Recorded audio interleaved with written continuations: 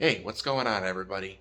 Well, it is a brisk 35-degree day here, hence why I'm all bundled up out here in the garage today.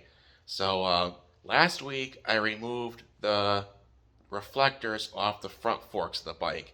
Today I'm going to be taking off the reflectors on the rear fender. But before we do that, I've got to take my sissy bar off first. So I'll flip the camera around here really quick. Not sure why I stopped the video there, but anyway, here's my sissy bar.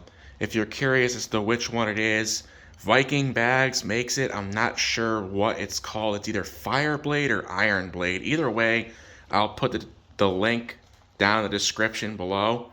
I'll also put the link for the video where I removed the front reflectors in the description as well, if any of you didn't see that one and are curious.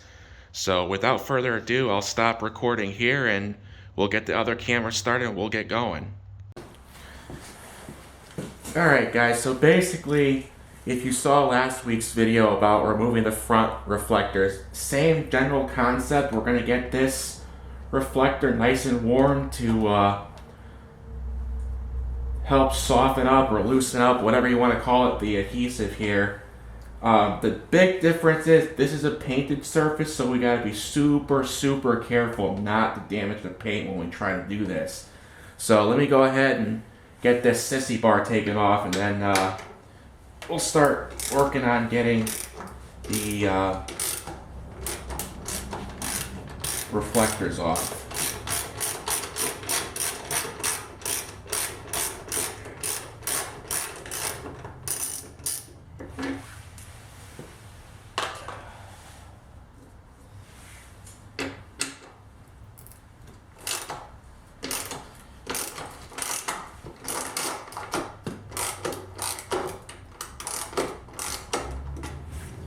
And I think what I'm actually going to do before I back these bolts all the way out is I'm going to take the back one off on the other side and see if I can lift this up just high enough so I can get a one of the original screws back in, just to give, you know, extra support while I'm doing this so the fender is not flopping all over the place.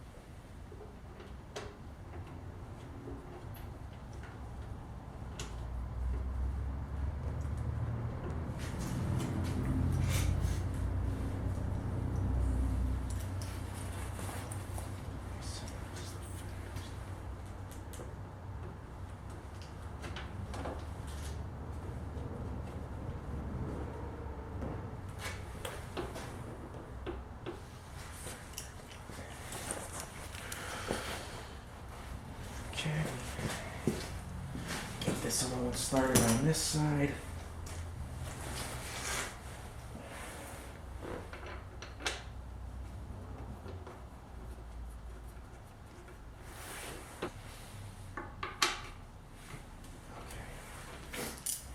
Now I can go ahead and back this front bolt out all the way.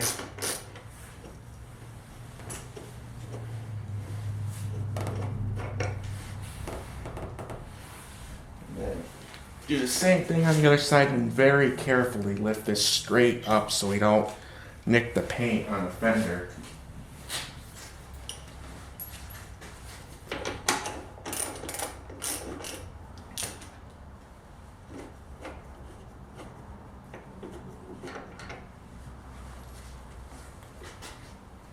Okay. Just go straight up. Perfect. Just set this off to the side quick.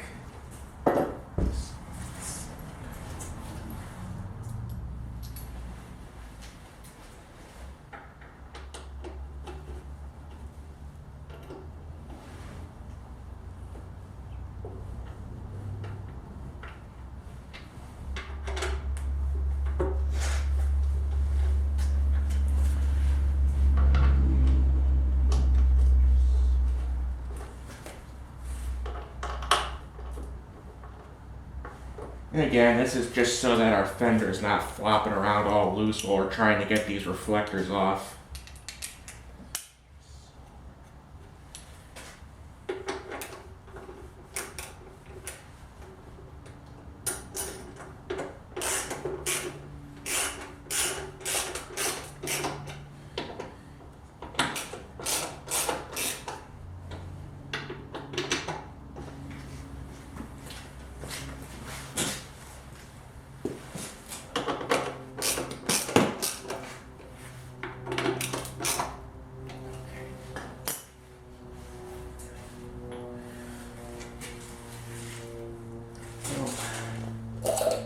Now I do have the fishing line. What I had thought is maybe if I can get the fishing line in between the adhesive and the reflector, if I can,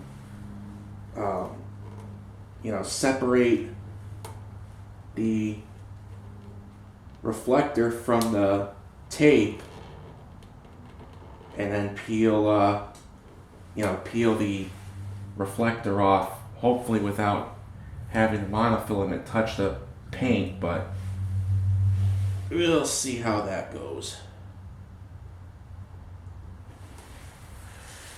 I'll go ahead and get started again. I'm just going to start on low and go from there. If I need to get it hotter, I'll go up to the next setting, but last time going on low seemed to work pretty well, so I'm hoping that'll be the case this time.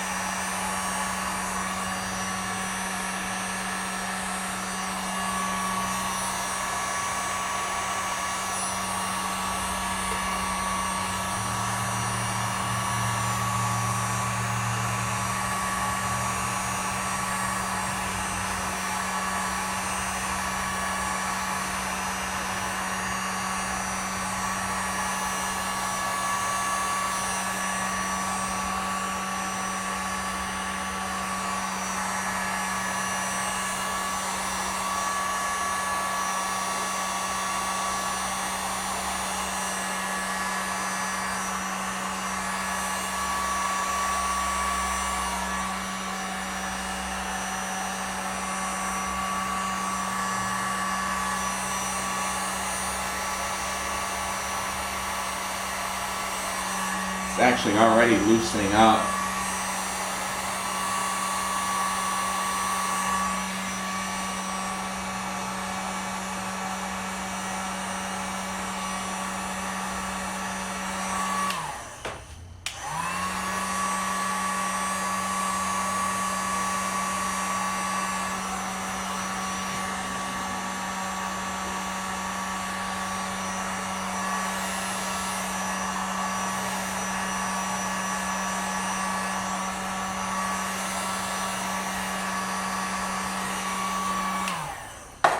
Let's give this a shot here.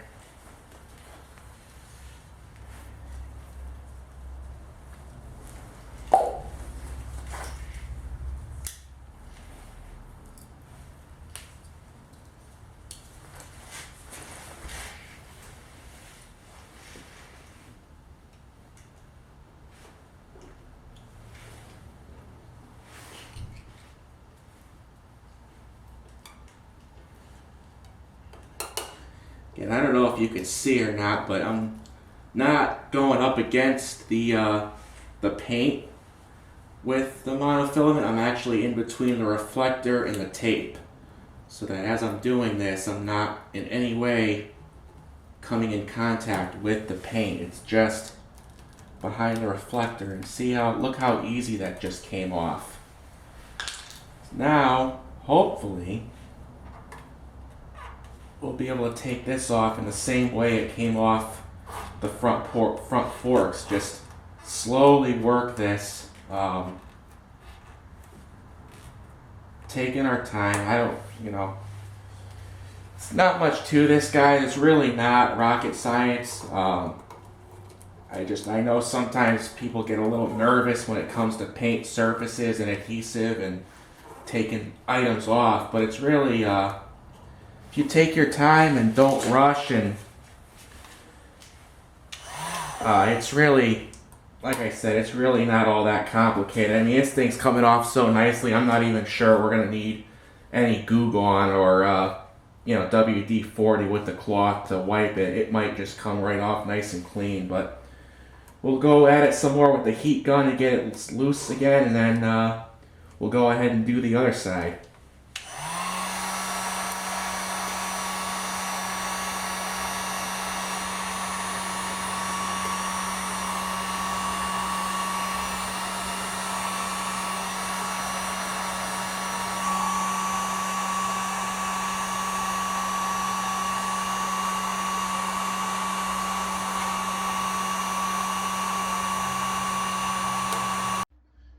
Well, alright guys, so just as luck would have it, right as I got the first reflector off and was going to take you in for a close-up to show you, the camera died. So, rather than running inside, getting batteries, putting them in the camera, starting all over again, I just went ahead and got the second reflector off. So I'll go ahead and turn this camera around to show you the finished product here, how this came out.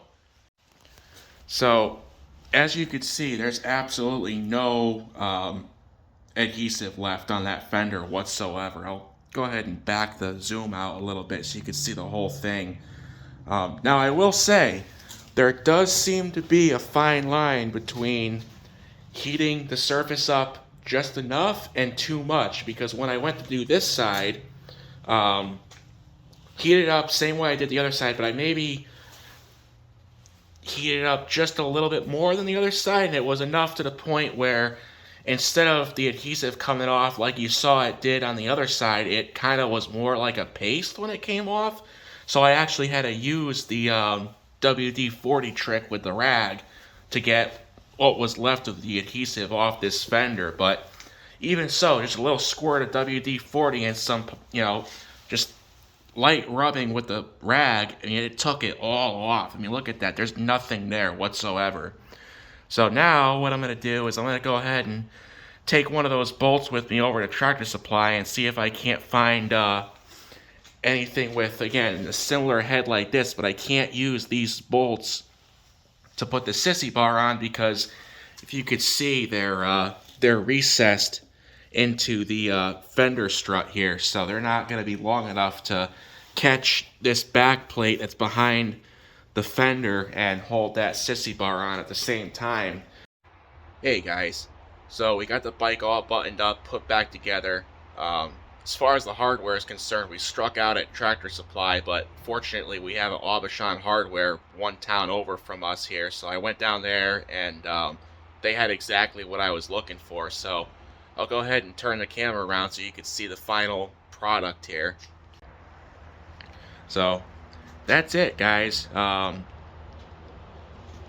You see I went with a more low profile bolt to hold this sissy bar in. It just, I don't know, to me it just looks a lot better than the other bolts that the sissy bar came with.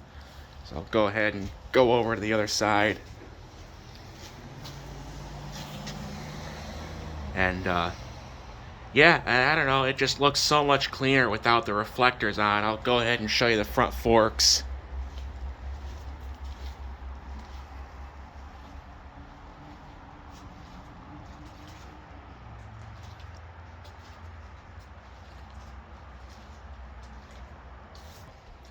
Once again, guys, I appreciate you tuning in. If this is your first time watching the video, please hit like. If you want to watch a few more before you hit subscribe, I encourage you to do so. As far as the riding videos are concerned, guys, I know my last moto vlog that I did here a couple weeks ago, or a week ago now, had some technical difficulties with the audio. I think I got that pretty much figured out now. But yeah, as far as future moto vlogs or riding videos, it's really all going to depend on the weather. Today it was 20 degrees when we woke up this morning, and yesterday, the whole week before that, it had been well into the 50s anyway. So there was just no way I was going to get out and go for a ride today. It was just, I mean, at least in the morning, it was just too damn cold. So I think I did see this morning about a month until the official start of spring. So it'll be here before you know it. But then again, this is New England, and the weather here has a mind of its own. So I just hope this mild winter that we've been having, we don't pay for it come April and we get hit with a bunch of snowstorms. Fingers crossed that doesn't happen. But in the meantime, I appreciate you tuning in. And again, if you like this video, hit like. And I will see you on the next video.